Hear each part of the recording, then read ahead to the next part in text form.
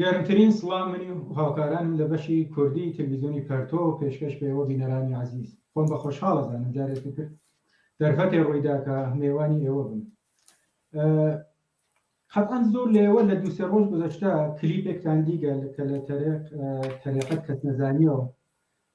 بە سوورەتێ گوستەردە بڵاو کریاسەوە کە زاهرەن خانەقایەکیان بۆ خانمگەر لە شار سنە تاسیس کردە. ئەم مەسەلەی زۆر زۆر مهم و مەترسیدارە. بەم بۆنۆ من داوەتم کردە لە هاوڕێ عەبدوڵڵا دارابی ئەندامی ڕەهبەریە حیزبی کۆمۆنیستی کارگەری حکومەتی تا لەم زەمینە بەیەکەوە وتوێژێکمان بێت و بزانین بیر و ڕوا و نەزەری هاوڕێ عەبەد لەم مۆردە و چەست.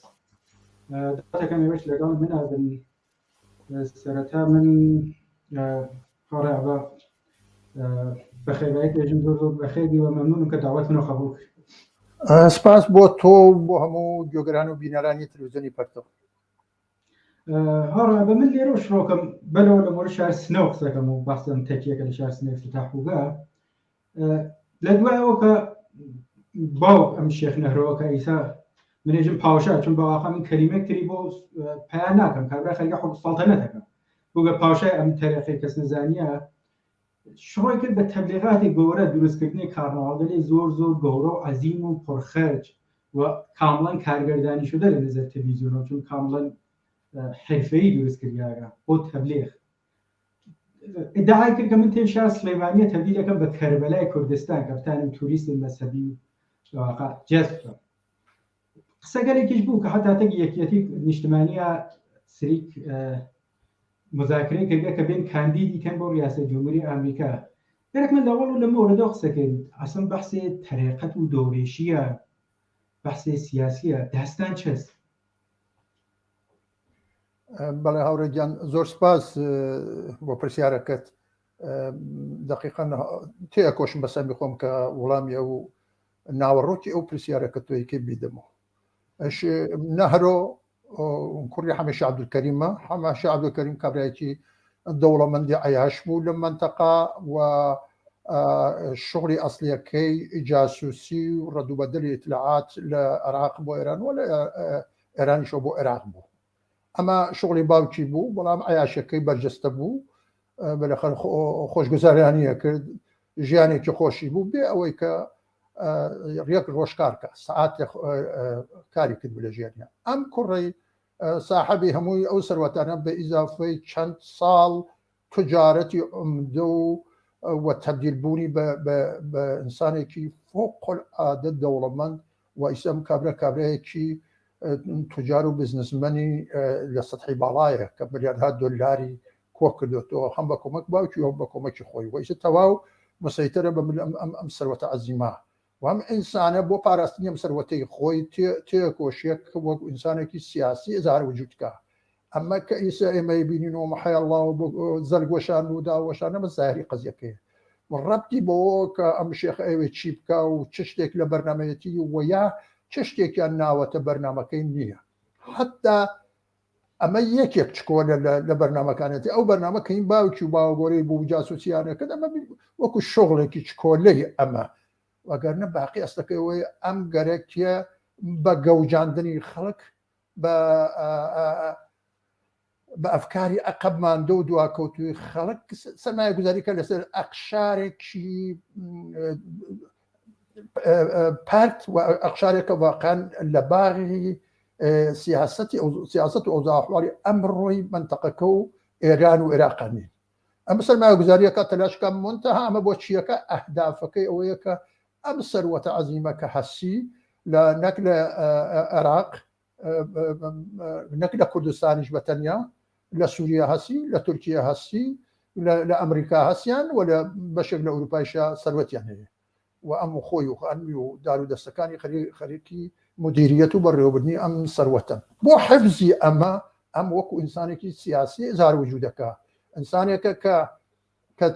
سێ مانگ لەوە پێ جمهوری ئیسلامی نێونانی نردبۆلایی کەسی خۆی نردبۆلایی لەگەڵ یا قسە و باسییان کرد لەسەرەوە ساقۆبوون کە ئەو مستەقیما دفاع لە جمهوری ئیسلامی بکات و لە ئەزای شیا بێت تەکیەوخانە خارە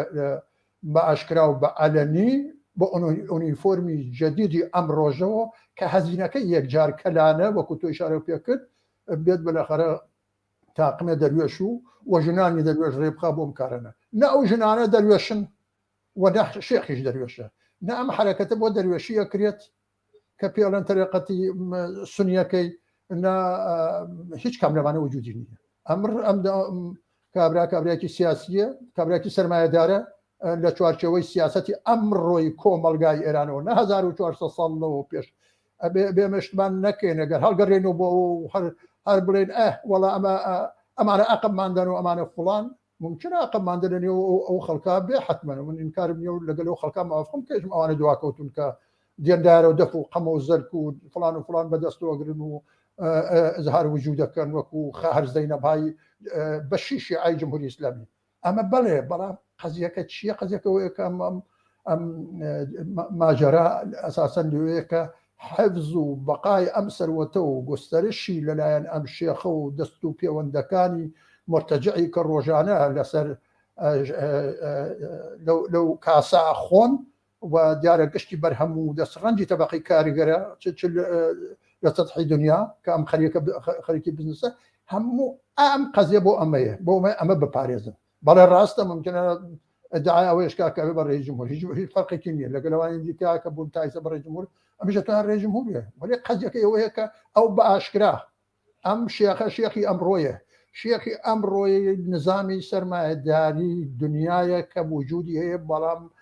لە کوردستانی عێراق لە شاری سلێمانی زاهرە نیشتە جێز لە هەموو شوێنەکان تیژماڵی هەیە کاخی هەیە کۆشکی هەیە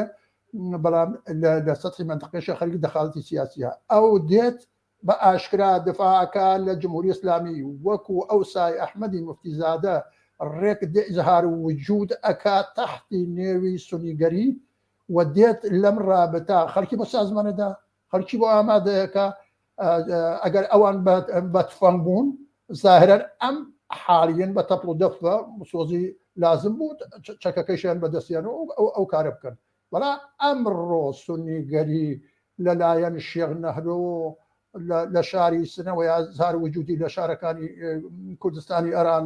و عێراق بەخاتر یەک شتە ئەم شتە فرمۆیمە یەک پاراستنی سەروەت و سامانی ئەم سەرمایه‌دارە دووهەم ترس و وەحشەتی جمهوری ئیسلامی ترس و وەحشەتی شێخ نەهرۆ ترس و وەحشەتی هەموو ئەحزاب و جەرەیاناتی کۆنەپەرست و مرتەجع لە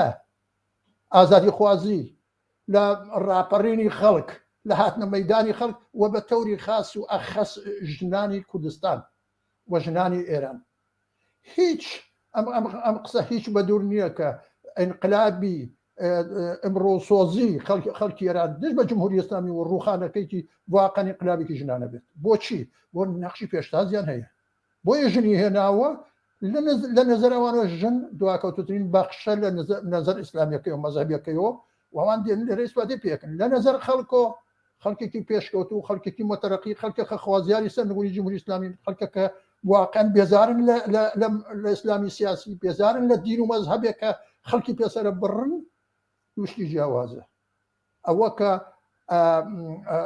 ئەو قدرەتەی داوە بە ژنانی ئازادی خواست لە کوردستانە 40 ساڵە 43 ساڵە بەرامبەر بە جمهوری ئیسلامی وسان لەگەل ئەم کۆنەپەرستیاکەی سەر لێرە بە دەف و تەپڵ و بەم ئۆنیفۆرمەوە دێنە مەیدان دوشتی جیاوازە ئەم ترس و وەحشەتە بریتە لە مبارزە و خەبات و ئەترازی 43 ساڵەی خەڵک لە سەطح ئێرانەوە بە تەوری ئەخەز لە کوردستانە کە ژنان لە پێشەوەی ئەم سەنگەرە بوون و ڕۆژ بە ڕۆژ ئەچینە پێشەوە بریتە لەو تەفەکورە پێشکەوتوانە کە خوازیاری ئازادی و بەرابەریە ئازادی و بەرابەری بینی ژن و پیاوە خوازیاری ئازادی بەرابەری شغڵە شغڵ وەکو لەباری اقتصادی و بەرابەری اقتصادی سیاسی اجتماعی و کۆمەڵایەتی بین ژن و پیاو ئەمە مەسائلێکن کە ترس وەحشەتی قسەتە گیانی جمهوری ئیسلامی ئەمە جوابی نەگرت بەو بەهێزی بەسیج و خاهر زەینەب و ملیۆنها پاسدار لە کوردستان کەوان زۆر لێ ترسن و سابقەی هەیە و سیاست و موجودیەتی جمهوری ئیسلامیان بەڕەسمیەت نەناسیوە دێنم کۆنەپەرستانە بە زاهر بە تەپڵ و بەیاخ و بە زکر و نیشانەدەم بەڵام قەزیەکەوەیە کە واقعاً لە تەلاش و هەوڵدان و خەبات و ئەعترازات و ناڕەزایەتی عەمیق تودەی خەڵک و لە ڕاستیەوە ژنان لە بەرامبەر بە مەزهب بەرامبەر بە سەرمایه‌داری بەرامبەر بە تەبعیزی جنسی بەرامبەر بە هەر چەش لەستەمێ ئەمانی وادار کردو بێن بەم شێوە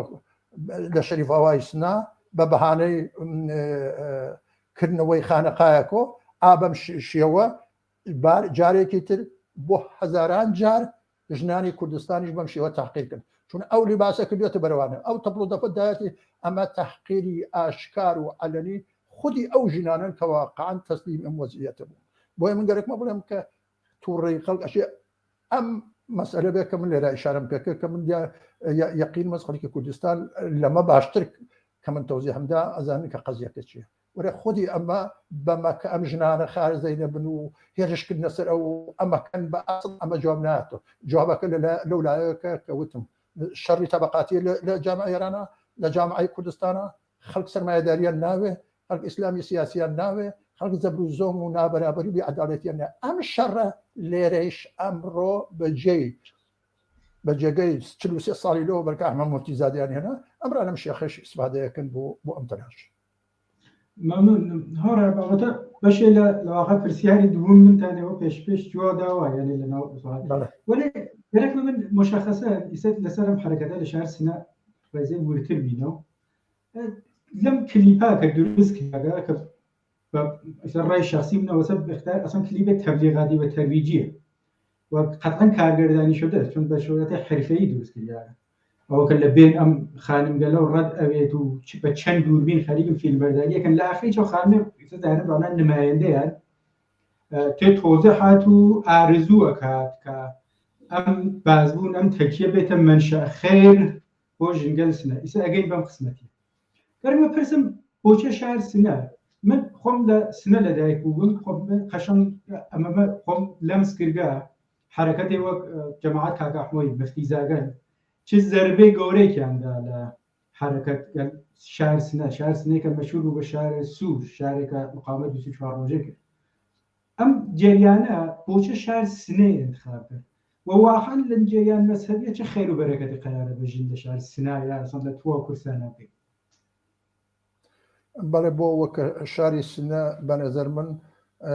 یەکێک لە شارە نمونونەکانە نەک لە سەطحی کوردستان بەڵکو لە سەطحی ئێرانە کە خەڵکەکەی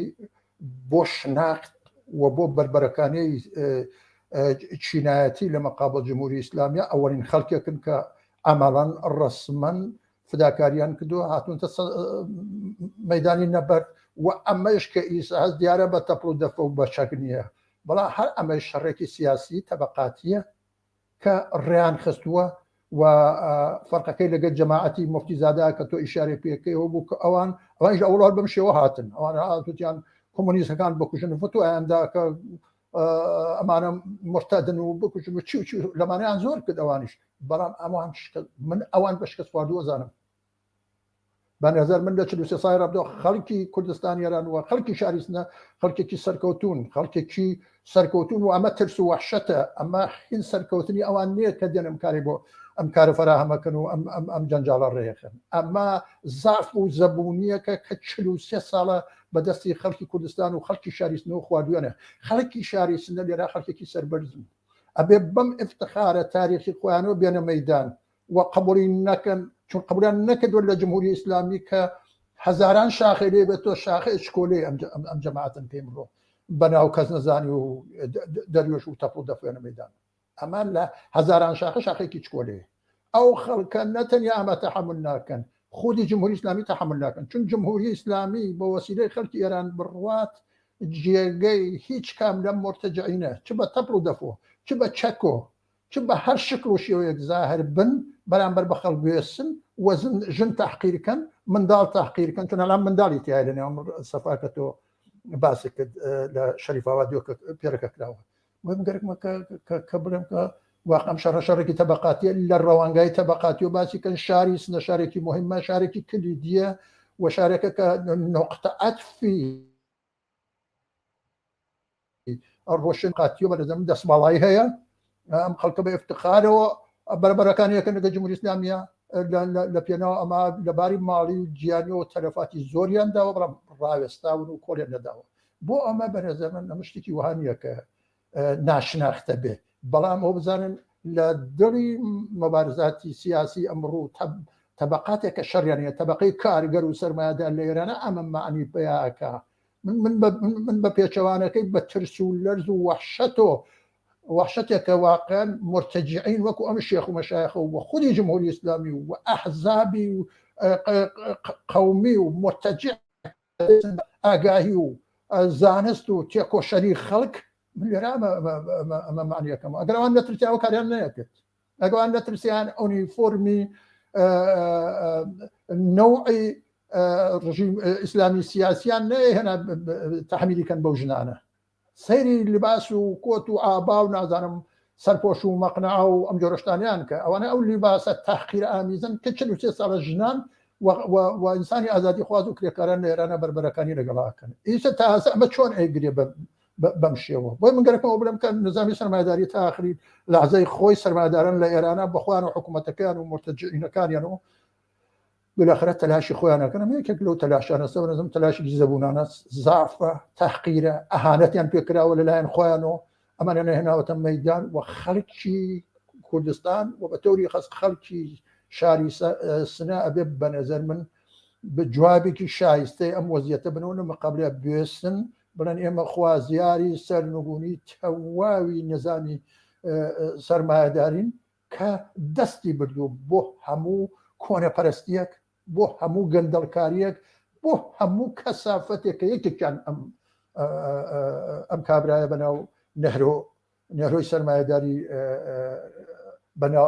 کەس نەزانی بەناو دەریۆشپەرن ئەمە ئەو شتە کە خەڵکی شاری سنە ئیزانن و خەڵکی شاری سنە دێنە دەنگلیان جوابیانە دەن و لە جێخوانە دانێنەوە چون ئەحمەد متزادیان لە جێخۆیان دانا شکستیان دەوایان لێکە کە حتا جمهوری ئیسلامی ناچار بوو خودی ئەحمەد متزادی ترس خەڵکا بگرێەوە ئەو بەڵایە بەسەر بێنێکە هێنای و ئەمان لەوە زیاتر نابن بەڵام تەکاپویەکە تەقالایەکە کە کۆنەپەرستی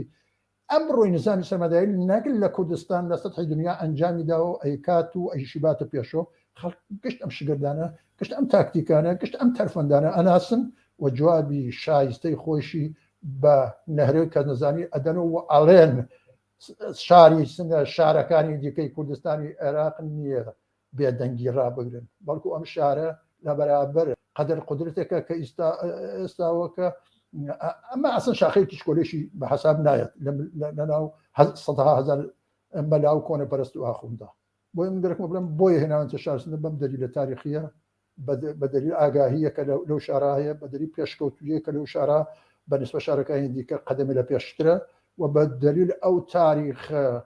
شیا و واقعا ئینکار ناپەزیرە کە ئەو خەڵکە خولقانویانە و ئەلئان بۆتە کۆسپ لە ڕێگای پێشڕەوی جمهوری ئیسلامی و هەموو مرتجعین و کۆنەپەرستیە دێن شاری سنە انتخابەکە. سپاس. فقط من پرسیاری آخرەکەمەکەم فقط تۆزیح بووم کە کەمتر لە 5 دقیقە کردن وەختمان هەست. ئەم ارتجاع مەذهبیە لە 1-2 ساڵ گذشتە لااقل بەنظر من فرق قڕنتر بوو لە چی جریان سەلەفیگەلە و لە دارسێران و هەمانە یا ئەم جریان جەماعەت سۆفیگەریە لە سنە لااقل من خۆم باوەڕم وەسە کە جمهوری ئیسلامی هەپشتم داستانە ئەگە ئێوە تەکمنە هاوڕێین جمهوری ئیسلامی لەم داستانە بەرەکێ چه بگریانێ جمهوری ئیسلامی چ نەفعی کێس لەم جریانە؟ بەڵێ زۆر چاکە بەنظر من جمهوری ئیسلامی لەگەڵ خەڵکە کاگیرۆ دەست کە گرێکی هەموو ئەمکاناتی سیاسی و اجتماعی و هەرچی کە پێی ئەکرێ و لە چەندەیە ئاس و ئەتوانێت لە کەسیفترین ئیروی اجتماعی لە کۆمەلگای ئیسەی ئێران و کوردستانە بەهرە وەرگێت بۆ کڕینی توولی عمری خۆی. جمهوری ئیسلامی ئەزانێ ئەڕوا بەڵام تەلاشەکە کە عمری درێژتر بێ ئەمانێنێ وەکو کۆسپ وەکو مانع لەبەر پێی خەڵکە دایێنێ بە خەیاڵی ئەوە کە ئەمانە ئەتوانن فەرزکەین لە شارێکی عەزیم شارێکی پێشکەوتوی وەک شاری سنا بە ملیۆنی ئینسان جەمعیەت ئەتوانن بەلەخەرە توولی عمر بۆ جمهوری ئیسلامی زافەکەن یا لە شوێنەکانی دیکە یا هەروەها کە لە کولی لە سەرتاسەری ئێرانە بە ئەقراری خۆی 80,000 معبەدی کۆنەپەرستانی ڕێخستووە و بەلەخەرە شەخص و مەقبەرە و نازانم وەکو ئەم تەکیانە و غێرە و زاریکە ڕێختەوە ئەوانە تەواو بوون بەنظرم کاری نەبوو دەپێشەوە. ڕژیم جمهوری ئیسلامی بە خۆمینیەکەی و بە ئەکسیۆ لە کوڕی مانگا و بێن تماشایەکەن دەستی پێ کرد بەڵام ئەمڕۆ خەڵک ڕۆژانە لە بەرابەر نەک تەنیا نیرۆکانیان لە بەرابەر ڕەهبەرانی ئاستی جمهوری ئیسلامی وێستاون بە شێوەیەکی مفتەزەحانە تەواوی افتزاحاتی ئەو ڕژیمە خەریکن جواب بدەنەوە خەڵک ڕژیم بۆیە ئەم کارەکە کە بێت لە کوردستانە هەروکو چۆن ماوەیە پێشمەرگە مسلمانی دروست کرد بە وەسیلەی ئەحمەد مفتی زادە ئیسەش بێ دەروێژی مسلمان و زەرگ بەدەست و قەمە بەدەستنیکە کە بڵێت ئەمانە نێرون و نیروی جمهوری ئیسلامی ئەمانە هیچ نین و هیچ شتێک نین کە بتوانن لە ئێرادەی پۆڵاین و شۆڕژگەرانەی خەڵکی کوردستانە تەسیردا بنێن ڕژیم جمهوری ئیسلامی بۆ کڕینی عمرم کارەکان نەبوو هیچی تر نەک تەنیا لێرە بەڵکو لە هەموو شوێنەکانی دیکەیشە بە شێوەی جۆرا و جۆرم کارکە بۆچی بۆ